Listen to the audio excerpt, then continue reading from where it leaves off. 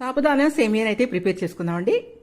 Tasty sabudana సేమియా ఎలా ఉండాలి అనేది అయితే నేను చేసి చూపిస్తాను. సాబుదానాని వేయించండి, సగ్గుబియ్యాన్ని ఇలా వేయించుకొని ఉడకబెట్టండి.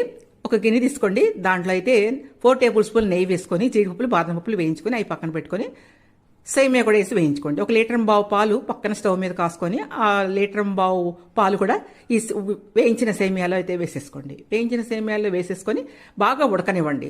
సాబుదానా ఉడుకుతుందండి, దాంట్లో అయితే మీరు ఒక 40 గ్రామ్స్ బెల్లం వేసుకోండి. బెల్లం వేసుకొని ఉడకనివ్వండి. సాబుదానాన్ని ట్రాన్స్పరెంట్గా ఉడకనివ్వండి. ఇప్పుడైతే ఉడికే సేమియాలో మిల్క్ మేడ్ అయితే యాడ్ చేసుకోండి. Milk made 1 cup milk made add చేసుకోండి. ఇప్పుడైతే బెల్లం వేసి ఉడకబెట్టిన సాబుదానా, అట్లాగే ఇలాచీ కూడా కొంచెం వేసుకోండి. ఉడికే సేమియా ఉడికిన తర్వాత బాగా సేమియా ఉడకాలి. ఉడికిన తర్వాత మీరు తీసేసి ఈ బెల్లం కలుపుకోండి. బెల్లమును సగ్గుబియ్యం కలుపుకున్న దాంట్లో ఇలా అయితే మీరు చక్కగా తయారు చేసుకోండి.